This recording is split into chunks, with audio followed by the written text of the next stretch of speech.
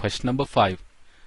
As a science journalist, I have become familiar with a burgeoning area of research called the fetal origins of disease. It examines how what happens to your mother during pregnancy can affect your vulnerability to any number of lifelong disorders, including asthma, heart disease, obesity, diabetes, and schizophrenia, and other psychiatric problems. Now, what is this passage trying to talk about? It's telling about, like, as a science journalist, okay, the author is becoming familiar, or he has become familiar with the flourishing area. Burgeoning means burgeoning. It means flourishing, okay. So he has become familiar with the flourishing area of research that's called the fetal origins of disease. Now, the author is trying to tell that this area of research is just evolving, okay. It doesn't have a legacy, or it doesn't have a history. A lot of research is happening on this subject, so he has become familiar with this subject. Now he's trying to tell us further that this particular subject, or this particular domain, it tries to examine what can happen to a woman during pregnancy, can have a resulting effect on the infant. Now these kind of disorders, okay, number of lifelong disorders like asthma, heart disease, obesity, diabetes, and schizophrenia, and other psychiatric problems, okay. So these are some of the diseases of fetal origins. Now we have internalized some of this science already.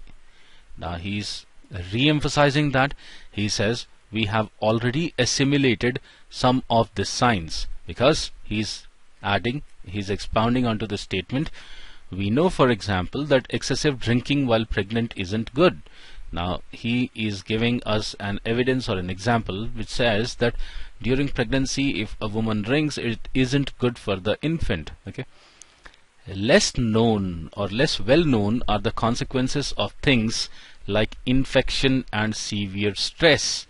So these things are not that familiar. That is, infection and severe stress can also be of fetal origin.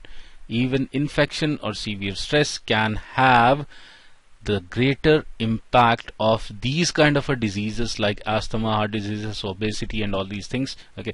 Now he further mentions by saying they too may have a legacy. Now this infection and severe stress, they can also create, or they can also have a legacy or a long-term or a chronic impact on to you if your mother is suffering or infected by any of these, like infection or severe stress. That's what the passage talks about. So that is the passage. Now look at the question.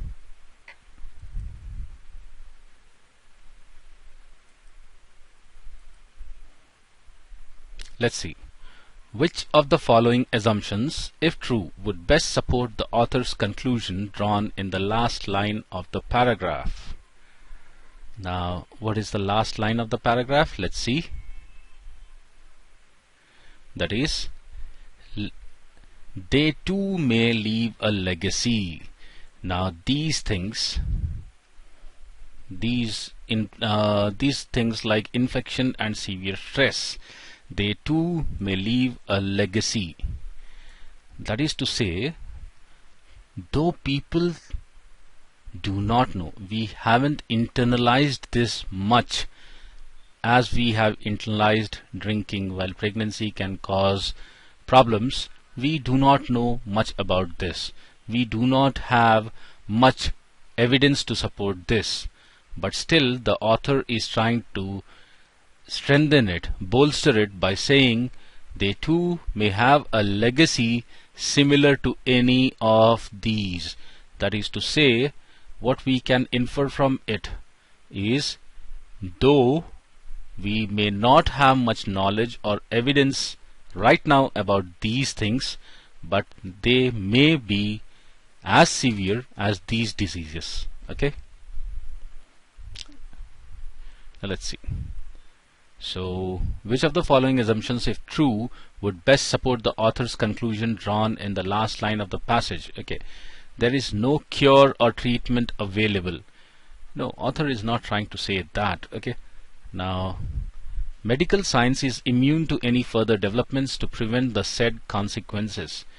We are assuming that medical science is immune. Okay, that is to say, medical science is no way open to accept any further developments to prevent the said consequences. So there won't be any developments in the medical science to stop or prevent these consequences.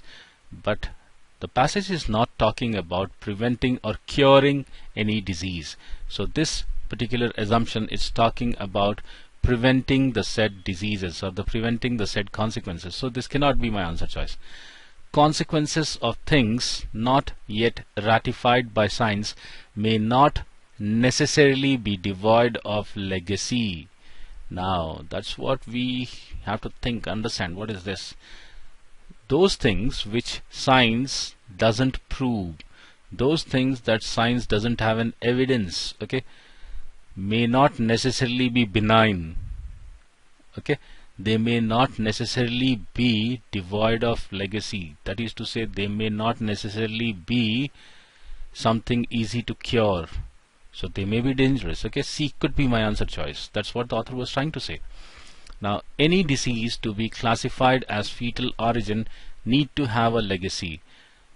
The passage nowhere gives us any kind of a support that a disease can be of fetal origin only if it has some legacy. No, this cannot be. Now let's see. Increased awareness may have significant impact on the vulnerability to fetal diseases. Now if we have increased awareness may have significant impact on the vulnerability to fetal diseases. If we become more aware, it may have significant impact. What kind of an impact? It can be either positive or negative. Now if it can increase my vulnerability, or it can also decrease my vulnerability, either ways it doesn't support my answer choice. Okay, so what is the only possible answer choice? Option C. So thank you for watching this video. Keep visiting tcyonline.com for the best GRE prep.